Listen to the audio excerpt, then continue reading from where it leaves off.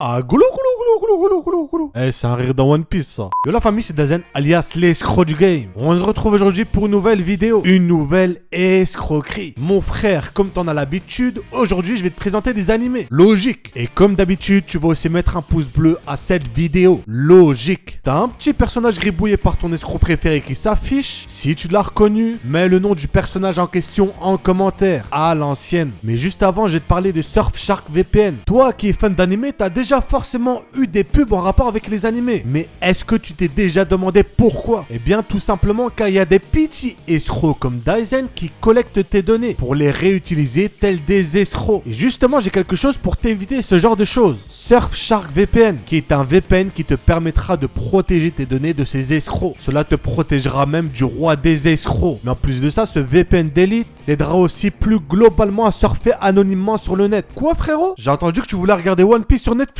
Eh bien avec Surfshark VPN ça sera possible puisqu'il t'aidera aussi à accéder au Netflix d'autres pays, dont le Netflix japonais, puisque le Japon est un pays. Et donc visionner des séries et animés pas forcément disponibles sur le Netflix français. Et ça mon ref, c'est cool. Et puisqu'une bonne nouvelle n'arrive jamais seule, car oui je suis un escroc, mais un escroc gentil, avec le code Dazen escroc tu auras une réduction de 83%, 3 mois gratuits et une garantie de remboursement de 30 jours. Je t'ai mis les liens en description, donc fonce mon ref. Alors mon ref, on va directement commencer avec Project Squad, qui est un nouvel animé disponible sur Wakanim. Bon, c'est un nouvel animé de la saison et je peux vous assurer qu'il est nouveau vu que c'est un nouvel animé. Ouais. L'histoire se passe dans un quartier de Tokyo, mais devenu indépendant suite à certaines circonstances. Et dans ce quartier indépendant, t'as 3 organisations qui en gros s'occupent de faire régner l'ordre. Helios, Artemis et la direction de la sécurité publique. Ouais, le dernier n'a absolument aucun flow. Et ces 3 organisations possèdent des membres appelés Squad, qui sont des personnes en quelque sorte surhumaines. Bon, l'anime est récent et pas terminé, du coup j'ai pas grand chose à dire dessus. Mais on sent beaucoup l'inspiration du scénariste et des animateurs envers d'autres œuvres. L'animation passe vraiment super bien. Le style et les décors sont incroyables. On a de l'utilisation de la CGI pour les décors, mais là ils sont extrêmement bien réussis. Ça donne même un résultat qu'on n'aurait pas forcément eu avec la 2D classique. Bref, animé assez cool à voir. Bon, pour continuer maintenant je vais vous parler de Jakukara, qui est un animé adapté d'un roman que vous pouvez aussi retrouver sur Wakanim. On a aussi un protagoniste vraiment surpuissant de malade. Il est numéro 1 et personne ne peut le battre. Mais juste dans le jeu à ta famille. Ouais, c'est un gros geek cloîtré dans sa chambre. Il est asocial. Mais sa vie va être, on va se le dire, pas mal bouleversée quand il va rencontrer la deuxième meilleure joueuse japonaise. Donc la deuxième signifie qu'elle n'est pas la première, mais la deuxième. T'as capté, beau gosse? Il m'a beaucoup rappelé un autre animé que j'avais vu dont j'ai oublié le nom. Oui, mon cerveau est aussi un escroc. Et ben pour l'instant, de ce que j'ai vu, il est très bon dans son style. Et dans ce que l'animé essaye de transparaître. Je l'ai trouvé globalement très intéressant. Et c'est pour ça que je vous le présente aujourd'hui. On a un bon développement des personnages et surtout du héros. Il est vraiment sympa, donc foncez les BG. Pour le prochain animé, vous allez rigoler. Pourquoi? J'en sais rien. Cheating Craft, qui est un animé disponible cette fois-ci sur Crunchyroll, où l'on suivra un étudiant expert en triche. C'est un escroc professionnel. On a été dans la même école. À cause de certaines raisons, il va devoir retourner dans son pays d'origine et va intégrer un lycée. Pour l'instant, tout se passe bien.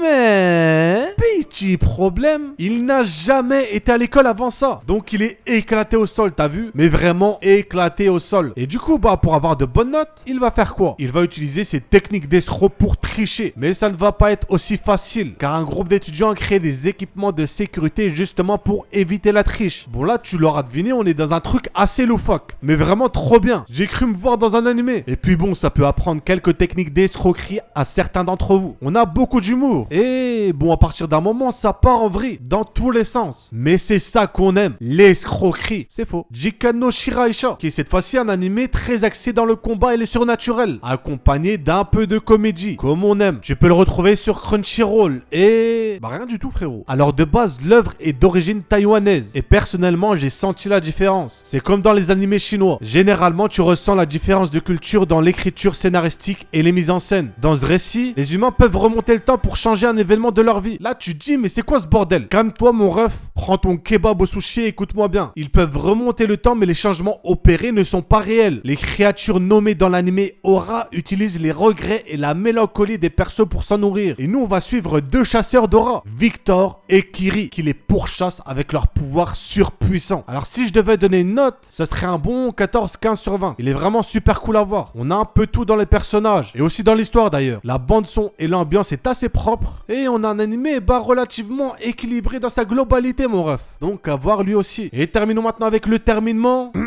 Uzuki no Reitetsu, qui est un animé vraiment excellent que vous pouvez retrouver sur ADN ou Crunchyroll, selon vos préférences. Il a été animé par 8 studios, le même studio qui s'était occupé des premières saisons d'SNK. Donc on a ici un très bon studio, même si leur qualité d'animation reste généralement assez irrégulière entre les différents animés qu'ils produisent. Mais pour le coup, celui-là est assez bon au niveau de l'animation, sans être non plus exceptionnel. On est dans un animé principalement axé sur de l'humour, avec de la comédie accessible à pas mal de monde. On va suivre un personnage du nom de Ozuki, qui est un démon au service du roi démon, Yama. Et ce rêve va devoir s'occuper de superviser tous les services d'administration du royaume. Bon, la patte japonaise se sent très fortement, mais justement, c'est ce style qui m'a fait kiffer l'animé. Si vous aimez bien l'humour, eh bien je pense que vous kifferez cet animé. Daizen Toldi, zéro escroquerie, zéro sushi. On arrive donc à la fin de la vidéo. Si t'as kiffé, pouce bleu, c'est un ordre. Si c'est pas le cas, pouce bleu quand même, c'est un ordre aussi. Donne-moi toi aussi des animés à voir. Je suis en Hess là. Et surtout n'oubliez pas, Dazen Ternesro, si t'es Dazen. Sur ce, je vous dis à la prochaine.